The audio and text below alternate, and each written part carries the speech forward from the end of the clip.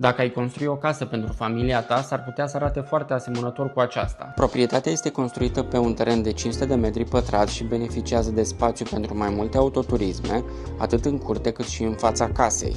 Casa este dispusă pe parter și mansardă și are o suprafață utilă totală de 201 metri pătrați. La parter regăsim living-ul, bucătăria deschisă, complet mobilată și utilată, o baie, un dormitor sau birou și camera tehnică. La mansardă se află 3 dormitoare spațioase, dintre care unul matrimonial cu baie proprie și dressing, încă o baie și acces către pod. Unul dintre marile avantaje ale proprietății este panorama superbă către Postăvaru, Bucet și Piatra Craiului. Construcția este realizată cu accent pe eficiență energetică și confort, beneficiind de încălzire în pardoseală, ventilație cu recuperare de căldură, climatizare și sistem complet de supraveghere. Toate acestea transformă această proprietate într-o casă care îmbină confortul unei construcții noi cu liniștea unei zone rezidențiale, pregătită să devină cu adevărat acasă pentru o familie. Dacă vrei să afli prețul și mai multe detalii despre această proprietate, contactează-mă.